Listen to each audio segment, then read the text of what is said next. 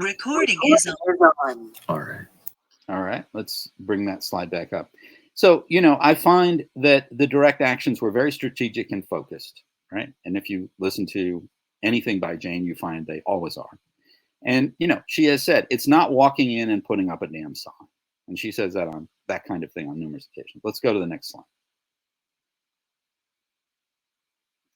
So she says, I'll just go through this quickly. How do you create a crisis for the boss? You focus on core strategic industries. In the 1930s, those were steel, coal, and automobile, and generally mining. So those were the three hardest industries, the three biggest industries, the three biggest money industries. In the 1930s, that's what they focused on. McAlevey says today we need to focus on healthcare, education, and logistics. Logistics meaning Amazon and frontline workers who have to work in sort of supply chain thing. And indeed, that is who she's working with these days. She says it's critical to do effective power structure analysis and develop a strategy from that. The strategy flows from your power structure analysis. And so you would have to ask, what is the power structure analysis that we need to do? You have to build what she calls structure. And that structure is leadership. You have to find and recruit the natural leaders in every group, in every corner of the organization. And here is the punchline. Jane McAlevey has said on numerous occasions, you have to build to 90% unity or greater to achieve unbreakable human solidarity. It's not, this is now, she's talking about creating a union within an industry, a workplace, or a set of workplaces. She's not talking about trying to do regime change or street revolutions for other causes. She's talking about union organization. But notice that it ain't no 3%. It ain't no 5%. She says it's 90% unity or greater. Otherwise, they'll break the union. There's a chance they will break the union. She says if you get above 90%, there's almost no chance. And you create that level of crisis for the boss. In other words, you bring their operation to a halt. And they are not going to find that they can operate their business. So we see different numbers here, 3.5%, 5%, or 90%. I would say it's not just about the numbers, it's about all the things that we're talking about. Let's go to the next slide. She says there's 4 levels of supporting change. Charity, so you can directly help people who need help. Advocacy, you sign a petition in the mall, you write a check to an organization, you send in your $100 a year to Greenpeace, and you think, you're doing something. Almost all the NGOs on the environmental side are completely corporatized now, as shown by numerous people. But Cory Morningstar in Canada, her website, Wrong Kind of Green, goes into depth as to how they're all, you've got the head of Clorox sits on, the head of major polluting companies and packaging companies sit on the boards now of the NGOs that promise certifiably sustainable forests, right? I mean, it's completely bought in. It's greenwashed. But, you can still send your money to Sierra Club or Greenpeace or whatever. Then there's above advocacy, there's mobilizing, okay? And McAlevey says mobilizing is the typical activity of what she calls single issue campaigns. So the single issue campaigns would be what Chenoweth was calling reformist campaigns. So we need to help people of color, or LGBTQ people, or Hispanic people, or this or that group, or frontline workers, whatever. A single issue campaigns. McAlevey says that environmental campaigns are single issue campaigns. So both of these analysts, and McAlevey is actually a doer, have said that I mean, McAlevey is very aware of climate change and climate activism, but it appears to people that it's a single issue, a single issue campaign. So we have to do something about that because it's an all issue campaign. But above mobilizing, she says there's organizing. Okay. And most people who say they're doing organizing, if you look at what they're doing mobilizing. And mobilizing is needed. It's good. It's part of the deal. But it's not the real, it's not how you get things done. It's not how you win, which is what McAlevey stresses. You need to be asking, who are the people not coming to your mobilizing meetings? Who are the people who are running away? Who are the leaders on the other side? You need to go get them and have them bring their people. You have to always be expanding your base. You've never got enough. And you have to see unallied people or workers as an opportunity. Let's go to the next slide.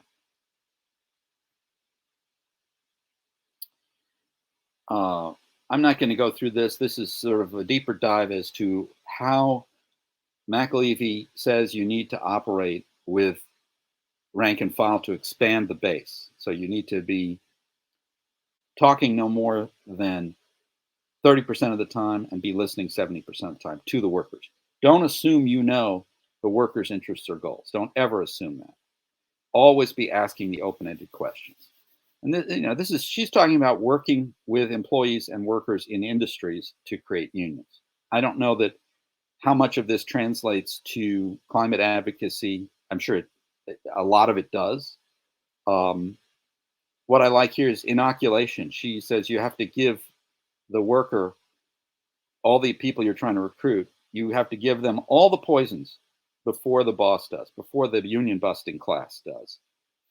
You need to tell them everything that is going to be said to them, that they're foreigners, that they're race baiting, that they are going to end up in union jail or beholden to the union or whatever. And, basically take the people through the whole kabuki drama that they're going to enter into if they do go on strike and try and form a union. Because the strike busting, union busting playbook, basically take them through the union busting playbook so that when it happens, not if, when it happens to them, they say, oh, now you're name calling. You're calling me a communist. Okay, well, that's just name calling. So let's move on. How can we get this or that privilege or this or that right or this or that relief from the conditions of our work? So, with Jane, we could queue up 1 or 2 10-minute. I have a 10-minute segment that might be fun and motivating, but she is the real deal. Let's go to the next slide. So look, we've talked a lot. Before we read this slide, I've talked a lot. I've presented this material. Some of you have gone through and seen these videos. Let's ask, how does this color, and some of you follow XR and Hallam and the other offshoots of that much more closely than I do.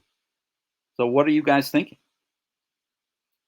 What does this make you think of in relation to XR and Hallam and others? And what does it make you think of in relation to the challenge of the predicament that the world faces? IB is insulate Britain. Believe it or not.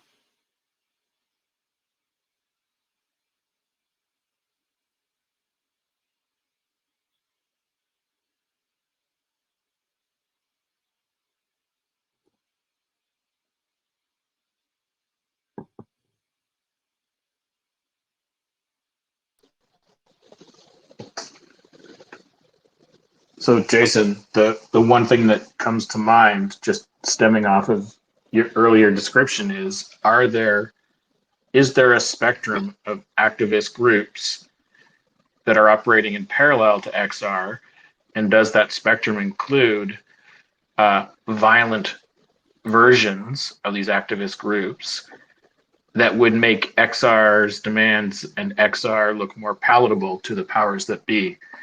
And I'm pretty naive about that space, but my feeling is I don't see clear examples at the violent end of that spectrum, at least in sort of the climate and eco space. I think you're right. I mean, there's one or two or three groups. One of them is Deep Green Resistance, which does have chapters in Britain and Ireland and a few other places, and obviously here in the U.S. But they're not big enough. They're not violent enough, if you put too fine a point on it. And they're not scary enough. Let's just say it. They're not scary enough to make the powers that be have their oh shit moment and say, we have to do something, not just a little thing, but a big thing. So I would agree with you. I don't see it. Well, I think I'm thinking of all this, like I'm reflecting back on our early conversations with Hugh about the lone wolf and the problems of having an organized movement that's with too many people. And I'm just thinking, I'm looking at, thank you so much, Jason, for all this expose on those two women, especially on Jane, the last one. But all this is in our nowadays and in our time of surveillance and everything. I think that all this is the past. And I don't see anything in activism that can be but underground and secret and maybe um, little cells that nobody knows about and no platform, no propaganda, no I was going to say no activism. Um,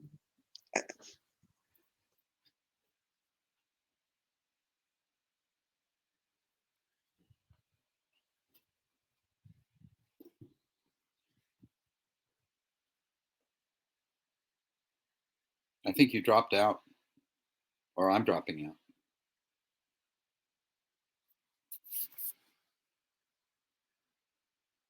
did you hear what I said, or? I'm sorry, Sophie. You dropped out. You said you don't see it. You don't see it, and it could be all in the past, and you don't see. I So don't then, know.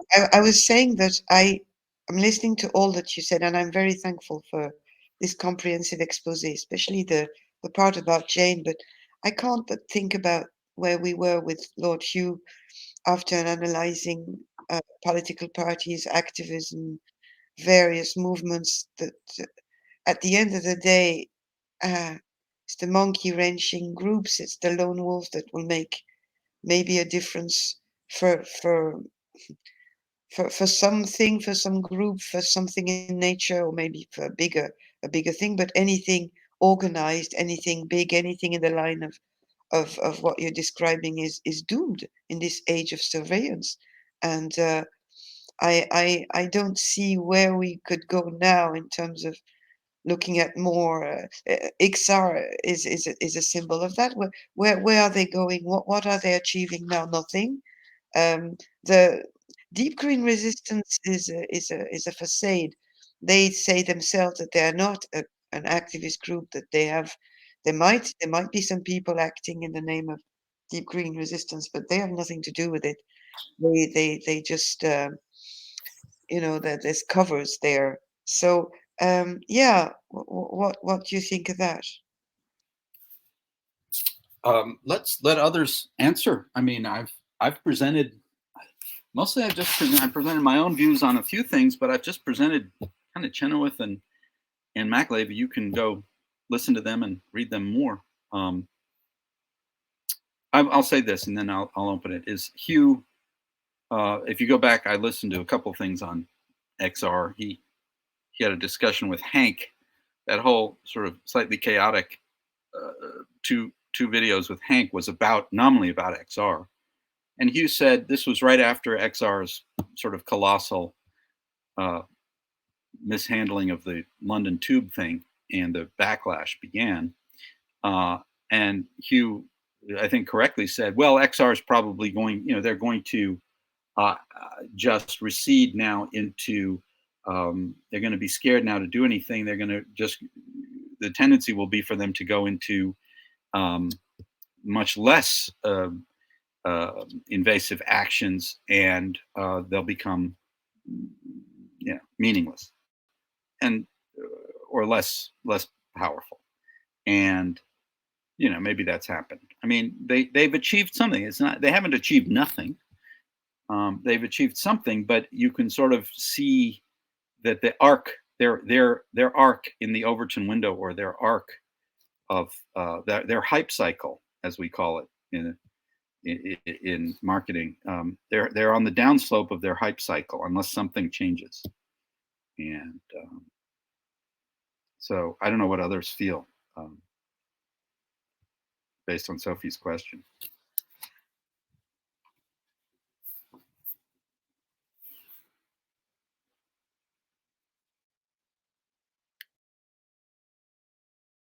Yeah. All I have to say is, yeah, it's great that you presented about this, Jason, because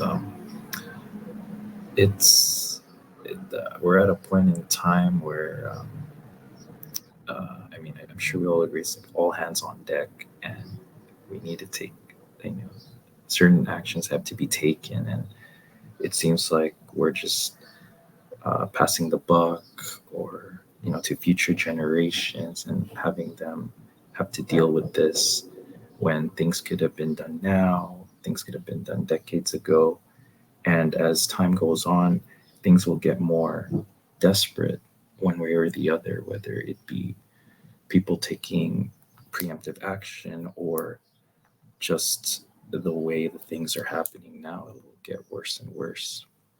And so the way I see it is, there needs to be probably varied strategies, a variety of tactics that needs to kind of occur almost simultaneously, both whether it be nonviolent or violent, or whatever capacity.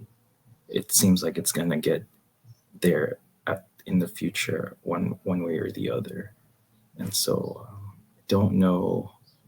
It's just a thought. It's just a thought that I'm having. And it's just kind of how I see the way things are playing out. But yeah, it seems like a variety of tactics. No one tactic is better than the other. And maybe what uh, Roger's doing could be beneficial, but there has to be something supplementing it. But no, that's just a thought at the end of the day. Good, Mike. I mean, others, you've got a bunch of material here now on the details of different types of organizing. What does it suggest?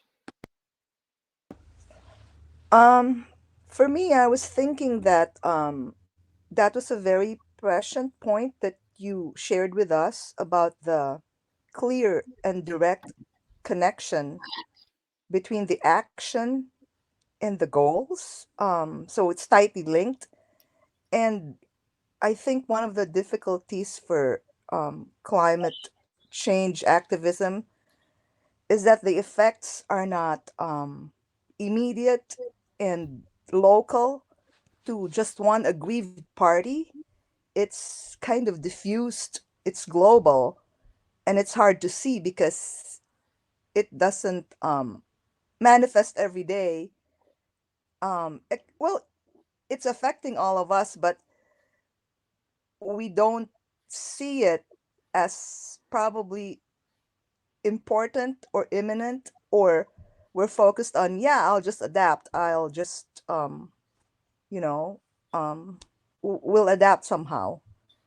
So I think that's one of the difficulties, that climate change is very different from the demands of a certain union.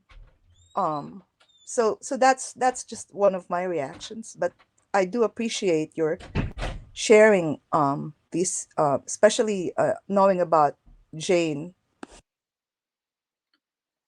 Yeah, Jane is really inspiring, and so all you have to do is on YouTube, just Google her name in YouTube. Search her name in YouTube. You'll find lots of stuff, and she writes in the very well. She's published books, but she's now becoming an academic too. And um, here's a thought. I mean, how could we put on your workshop hat? So now that you know or have observed some of these things, how could you, each of you, let's spend 2 minutes, take out a piece of paper or pen, hopefully next to you, and write down, brainstorm some actions that would be tightly linked to climate issues. I mean, I'll throw one out, and maybe someone tell me I'm wrong. Why did in London, in Britain, are the headquarters or major offices of some of the largest petroleum companies in the world, and mining concerns, resource extractive companies, materials companies that are polluters, and whose products generate tons of CO2 and greenhouse gases. I'm not sure they didn't, but why didn't they glue themselves to the windows of the lobby or the offices of Total or BP or one of these companies? Or, I mean, I don't know. That might be an action, but at least that would be a little more closely tied than just blocking London Tube. I mean, when you block public transit, I mean, of all things, public transit's more efficient than cars, or whatever. So it just didn't make a bit of sense to block the subway. So do people? Let me hear. Do people want to try and workshop? Spend 2 minutes or 3 minutes here. Just put on your thinking hat and think of some actions, or maybe some of you have already thought of them, that would be more closely tied, more focused on the actual agents and sources of this stuff, or the workers, the petroleum workers. How could you unionize, get the petroleum workers of Britain or some other place to walk off the job or do something? I don't know. But can we think of actions and strategies that are more closely tied to with a set of demands around climate change that are meaningful at all, even if we think it's too late? What would you do if you had to lead such actions?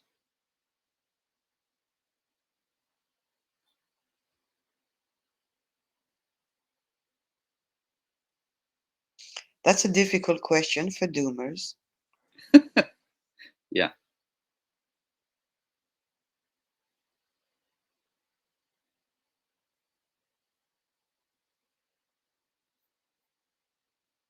When I found myself in meetings earlier, before about 3 or 4 years ago, in climate action groups like XR and stuff like that, they did tables like that where they asked people, what would you do, and suggestions, and everybody was, going an occupation of this and demonstration for that and all that. And what was coming to my mind all the time, I mean, it's just the word stop.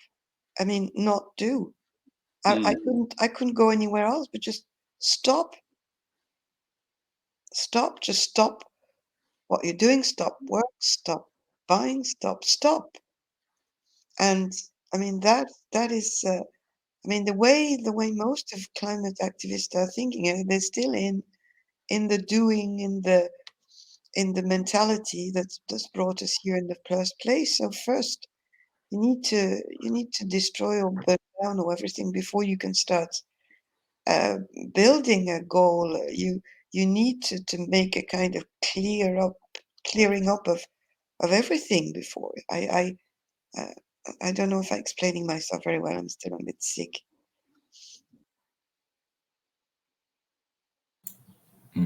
Something that came to my mind, and Hugh always alluded to this a lot, was making all of this unprofitable for the companies, the economics, the lifeblood of all these, what makes civilization run, right? Money, currency, and he called it nickeling and diming them.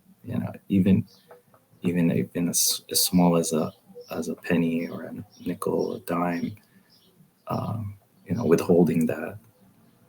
He had that. Right. But that's just an example of a nickel and dime can grow to something much bigger. And things like that. And the thing with Jane, I found it interesting, right? She mentioned that was one of the things I had in my mind: healthcare, education, Amazon. But did she, or in a broader picture, military, economics? Did she factor that in, or does she know? Was she aware that that's driving this whole system, the whole global economy, everything, Right. through the weapons and the language of the alien cortex, right? The numbers, weapons, language. So that's something that I don't know if activists were ever aware of, or even use that as a use the tools of civilization against them, or the tools of what are called capitalism, whoever, civilization, because we want to encompass it all. But yeah, that's something Well, to keep in mind. yeah, that's good. I mean, I'll just throw something out in response to it. Is why are we not seeing gas has doubled? Gasoline and fuel has doubled in price, and looks like it's going to be up there. And you can blame it on this war, world events, but it was already increasing in price beforehand, because there was a snapback. I mean, it hit zero. The price of a barrel of oil hit zero during the pandemic, during lockdown, because there was such a cessation of activity. And now people are busting out, and so of course the price is going up. But why is there no? Again, I think I asked this with George. Why are we not hearing about concert? The old line of conserve. I mean, go out and get rid of your car that only gets 19 miles to the gallon or 14 miles to the gallon, and go get a car that gets 35 miles to the gallon. Right there, you've neutralized. Obviously, I'm not taking into account the cost of the vehicle. But I'm just saying, if you get a higher mileage car, you can neutralize the increase in price. Stop driving, or drive less. Drive half the time. Why is no politician, no leader saying, drive half the time? Or drive nothing, or just find your way to use no fuel. And that will be a stroke. A, in favor of your pocketbook, and B, against the oil and gas companies. Find a way to heat your home without oil. If you use a hydrocarbon, a mined hydrocarbon, find your way to heat your home this winter with some firewood or wood pellets or something that takes it out of the hands of the big hydrocarbon producers. I'm not hearing that from anybody. And I've just scratched the surface. There's probably 28 other actions in line with the idea,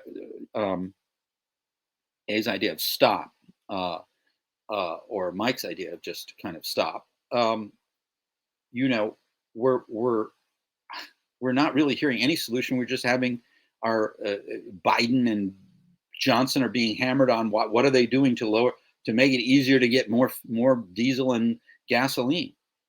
No one's even using this moment to try and make a point about our dependence on these fuels and how to change that. It's astonishing to me. Reaction.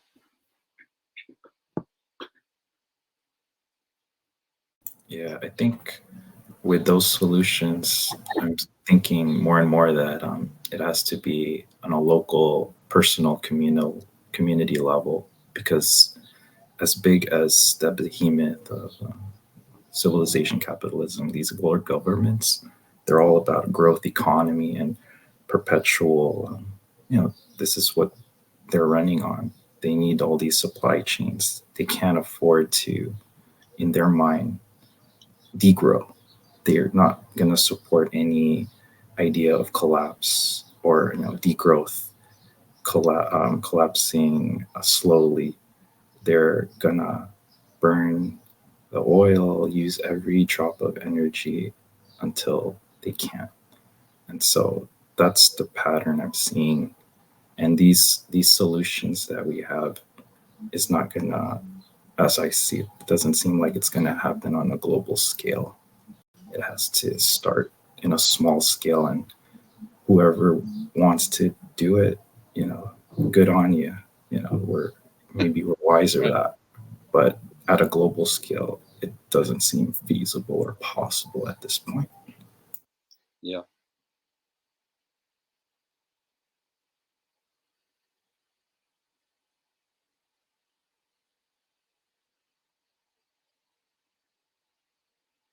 Well, in the comments, A has written sabotaging air conditioners. Yeah, why not? I've written using candles and going to bed early. I mean, all these things are just common sense, just anti-system measures that that need to be thought of, and we've all thought of them, and we're doing them. Maybe some of us, but this in the main discourse and in the mainstream media, these things are not even, I mean, considered. You know, It's astonishing. I know, but it's just that's what is the story.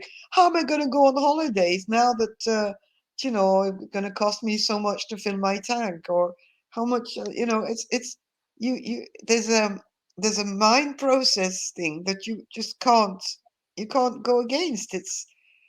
I think it will have to be forced on people, but will they become astute enough to think that way? I don't know. I have no idea. I think it will be forced on them anyway.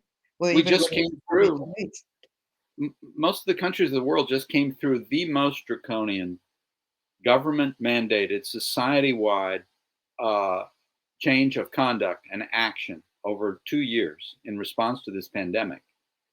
And what's interesting is that we showed we could stop doing 7/10 of what we were doing, some large proportion of our economic activity on command, and not die inconvenienced. And part of the problem is that we were, to go back to, I forget who it was A who made the comment earlier about, talking about the how do we find something closely tied? I mean, if we're in the subject position, the problem with the climate action thing is we're all privileged. We're all the privileged party. And if we're in the developed countries, we're using much more than our share of world's resources for our daily lives. We were born into it. I mean, I was born in 1960. We were born into it, and we are the privileged party. Part of us is the privileged party that has to give up the privilege, and most people are not ready to give up the privilege. I mean, it goes to what Hugh and others and what I've said is most people want to continue their lives. They were inconvenienced going back to the last 2 years only through this threat of this pandemic and set of clumsily ham-handed policies of which differed. Every country sort of differed in how they handled it, but they were all ham-handed in responding to this vaccine. I mean, Sweden went full herd immunity, and that turned out to be just as ham-handed as lockdown. You know, in backlash.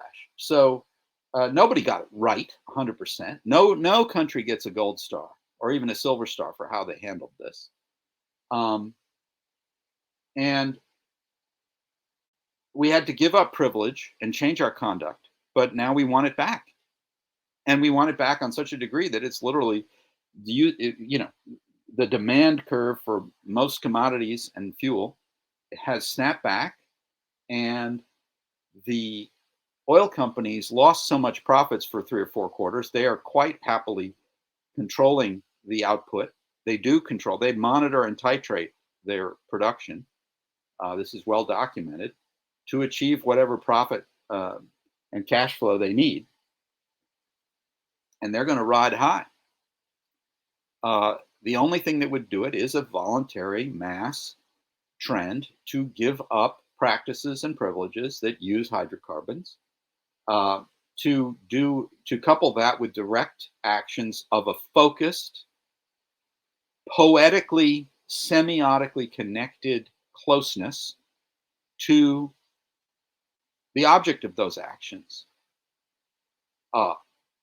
Go and occupy offices of the major polluters and producers of hydrocarbons. I should point out that I'm not suggesting this. This is a purely hypothetical what if. That would meet their criteria was demonstrated by Martin Luther King and Gandhi. And do such action, not a violent, if you want to take the nonviolent approach, you're not going to vandalize it. You're just going to get a hold of and copy their documents about their stupid secret plans and expose them for what they are, and find ways to create chaos for the boss, create a crisis for the boss. If you use McAlevey's term, how do we create a crisis for the boss when the boss is everyone? This is the challenge. I'm not saying there's no answer, but I can't. It's a different, framing it this way is a different set of questions.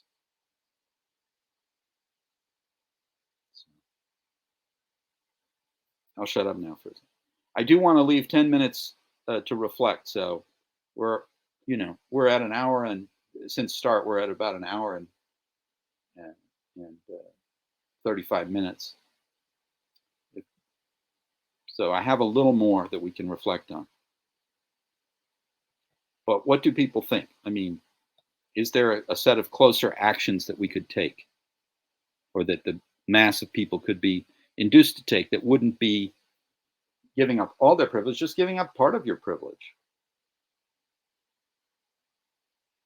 Stop buying shit that you don't need.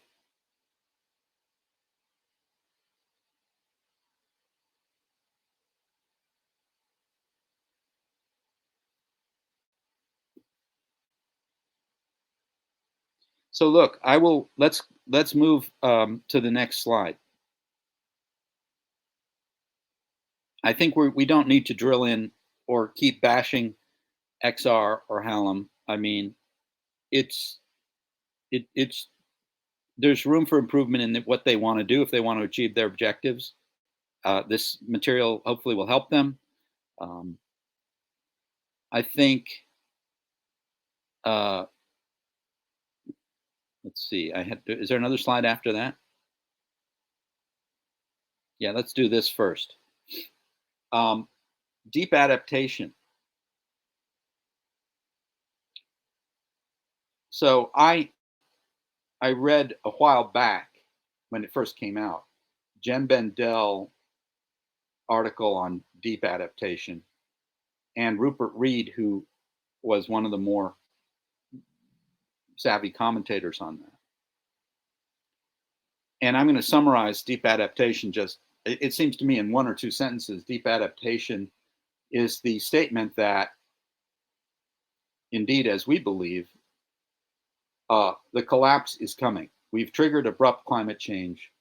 Its consequences are already around us, exhibited in grand display, victimizing whole populations,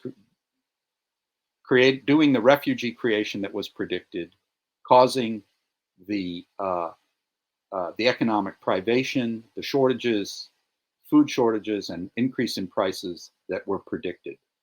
All of it happening faster than was predicted, with each new discovery, scientific measurement and discovery, tending to show that it's faster, not slower, and that it's really happening. And the models are broken in that they don't predict as fast as it's happening. So we know that, and deep adaptation says, basically, start preparing now for how you, meaning you individually and communities, will prepare for the consequences. It means face it, turn into the wave, and face this predicament and problem, because it is happening. It's not optional. It's not a set of things that might happen if we don't do the right things soon, if we don't act right now. No. It's happening now. And prepare. I'm asking the group, is that what you guys have read when you've read about deep adaptation? And what are your thoughts on the thrust of deep adaptation, which is different from XR?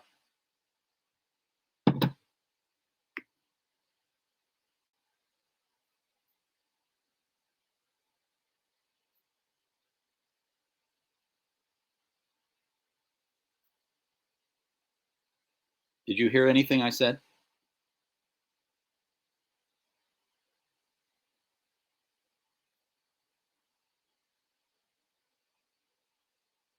Oh yeah, I heard what you said. Yeah, I'm in agreement in regards to deep adaptation. It's in that sense. I know before when I read about it, I had a different idea then, but now, yeah, it's adapting to the circumstances of collapse, but doing it in a way that's, I think before it was this, like I saw it as it was a despair and we have no choice. But now it's, we can do certain things, take certain actions, and I think from reviewing Hugh's videos, I was able to see deep adaptation in a different way, from a different lens. So yeah, I know deep adaptation can have different definitions, but the way you interpret it, Jason, is, yeah, I'm in agreement with that. I mean, it's, in one sense, it's if you are become aware that we've created this irreversible problem and its impacts are going to be multiplying and increasing on everyone, you have a choice. You can either do nothing, continue truly to just do what you do, or you can say, both for your own preservation, your family, those you care about, your community, etc., extending out, what could we do to lessen the impact? Not to prevent it. No one suggests it's going to reverse course, but what things are within our power and agency? What things don't require the government to say so? Because the government is not coming to rescue you from this. Clear. So I think those are good. And I put Transition Town down below because the Transition Town movement is almost 20 years old, I think. Does anyone on the call not know what transition towns are?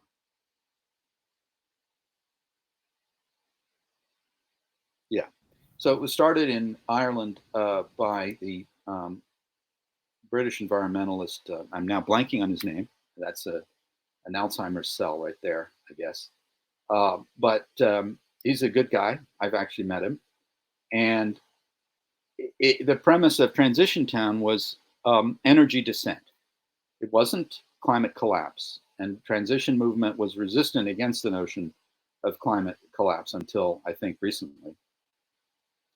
Transition Town was accept that energy costs and fossil fuel costs are going to increase, rendering communities disadvantaged and vulnerable. Accept that it may go away, that belief was kind of like a peak oil belief from the late 90s, early aughts. And peak oil has sort of been displaced by the fact that we have invented ways to go after ever more hydrocarbons. And, so that sort of derailed that, or postponed it, I would say, longer than the time frame that the peak oilers thought. But transition town movement had as its premise that it must be local. It's basically anarchist thought. It must, your strategies, if they rely on the government doing something beyond your local council, then it's probably not going to happen. What can you, your family, your immediate block and community do to strengthen your resilience? It's a resilience building movement. And to build resilience in the face of what will be the consequences of energy descent. I think in one sentence, deep adaptation is where you go if you're a transition town aware and you realize finally that it's not just energy descent that's coming your way. It's something much bigger and much harder, which is the collapse of ecosystems, sea level rise, storms, droughts, floods, the loss of use of agricultural land, the inability to control the water cycle and the solar cycle, the heat cycle on your plants. The reason why Roger Hallam's, as an experienced gardener, found all his crops were dying. You have to, I've got friends who are permaculturists who now admit that they can only practice permaculture if they use hoop houses, polyethylene hoop houses, to control the water cycle, the moisture, and the sun, and manage the climate within. They have to create an artificial permaculture. That's a change. And there's a lot of permaculturists who said that won't need to happen. Our techniques are so good that we can adapt to anything. And some of them are having to admit that that's not going to happen because of climate change. So there was resistance in Transition Town, which sprang out of permaculture. And permaculture is a branch of anarchist thought. Permaculture says you think in zones. Zone 0 and 1 is your own body and your own immediate home. Zone 2, I think, is your garden and the parts of your farm. Zone 3 is the immediate neighbors and community gardens and farms and neighbors who might be able to grow things. And I think there's Zone 3, which is and it goes out from there. And it says that you have to start with Zone 1, that's where the self-care slide is. It is individual at the start. You have to take care of yourself, your family, your community, and it goes out from there concentrically. It's not an individualist philosophy so much as a grassroots community, water, soil, food web, water, soil, food, human, water, soil, animal, food, human web type thinking. And it's the default. You'll either be reduced to it, to just thinking about zone 0 through 3, because all zones beyond that are going to fall apart and disappear. So act now to become conversant with how you will function in zones 0 through 3 as part of the deep adaptation, as part of helping your town and community along the path of transition town, because you will be more resilient against what's coming. I can't fault that. I put this here because I see no fault in that. I see no problem in that. The challenge only is most of the transition town things that I've encountered have been really small and weak movements, and it hasn't gotten the.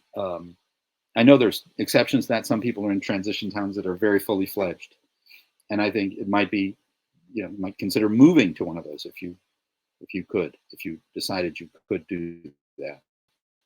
But it's very spotty, the development of transition town. That's it. that's all I've got today, folks. There's much more we could do, but open forum.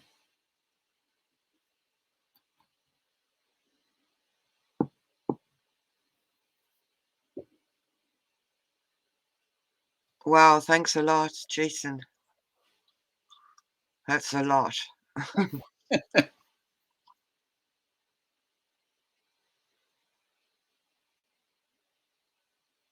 Rob Hopkins. Yeah. Rob Hopkins is the founder of Transition Town Movement. But he's not, you know, it's grown beyond just him. He's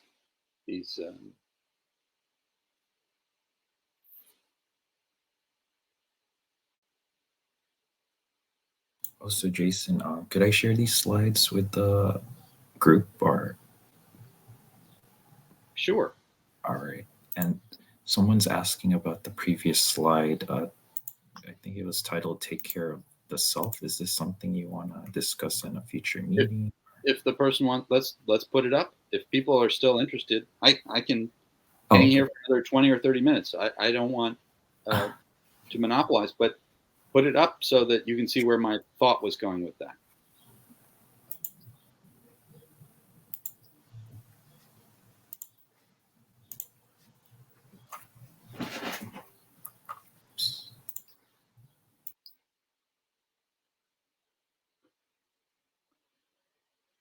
Right. So this is just really, you know, something to be mindful of. You're not obligated to sacrifice yourself. We've talked, I brought up before with in the previous discussion about how we're not geared. We're geared. If our brain is developed, it's developed to think of taking care of a small community, a Dunbar number, you know, the people you're in immediate contact with, which, you know, in the last stage of evolution was 150 people. And we've created a community here. Hugh has created a community of, you know, way less than a Dunbar number, who care about these issues. And so we get together and discuss them. So we're using that part of our brain. But, you know, to keep your brain going, you need to take care of your basic needs. You are an animal, so take care of the animal. Stay healthy. Do the things you need to do to stay healthy. Take care of the animal hardware, so your body, your mind. And don't treat yourself like a rented mule. Don't let others treat you like a rented mule as much as possible. And take care of the mind, the spirit, the soul, the self, however you want to narrativize that. I think that's your first duty as an animal, right? That's all. That's all this slide is about. And then your family, people you care about. It might just be that you have a partner or a significant other, or that you have friends, or that you have children, or however you construct that word, and your community. So that would be that's the sort of the minimal default advice is take care of yourself.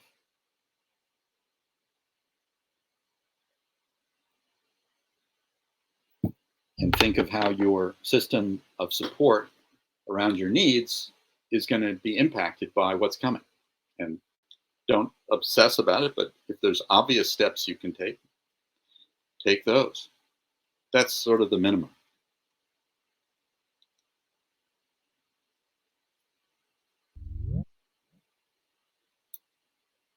It doesn't mean you have to quit your day job to have these consciousnesses, unless your day job is working on an oil rig in the North Sea, and you realize that it's A, dangerous, and B, you're not treated that well, and C, you're extracting death from the planet. But if you're, you know, your job under capitalism, your job and your income is part of what helps you do what's on this slide and do that for whoever else you're helping. And I've seen people, I think all of us have seen people who react to abrupt climate change awareness, or maybe react to other traumas in their life by suddenly quitting and making rash decisions. And sometimes it works out. You see them 5 years later, and they say it's the best thing they did. But sometimes they they made a decision that probably they shouldn't have. So that's all this slide is about.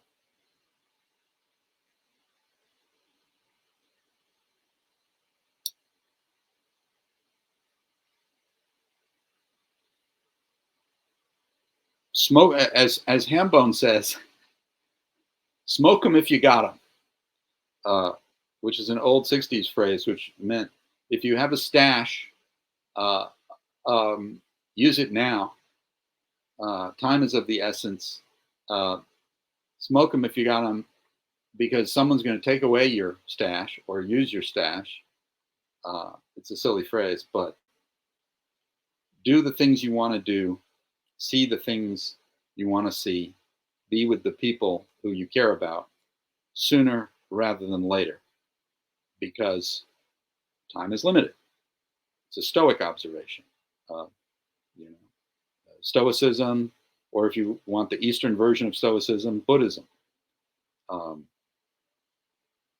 Seize the day, recognize that things are impermanent, and help those you care about, might be your family, and enjoy each day. Find what gives you enjoyment that fucks the planet up less than otherwise. I really like that Hugh, he made the point, Hugh and I were from similar backgrounds, and he hated sports. He hated organized sports. He made comments about, in business, everyone wants to talk about sports and golf, and he loathed both of those things. And the point that when people go on vacation, a large part of the population, and certainly in this country, in America, they cannot conceive of being in nature without an internal combustion engine. There has to be a four-wheel drive ATV that they're driving through the forest, or a ski-doo that they are racing across the ever-shrinking lakes and reservoirs here in the West. And I can't stand that, so I avoid that like the plague. But find a forest that's not dying, a section of the forest, and bathe in it, earth in it. Enjoy what's left of nature sooner rather than later. So that would be advice. Not that I give any.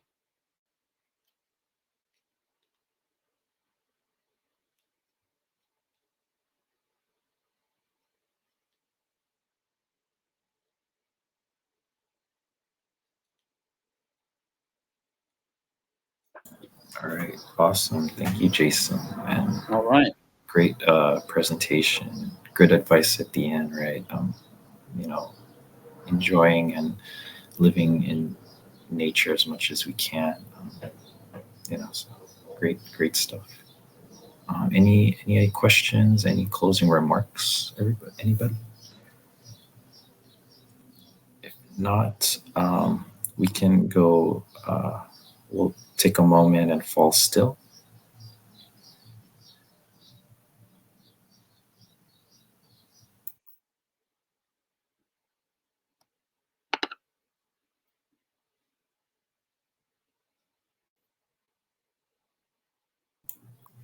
Okay. Om Paramatmane Nama Iti.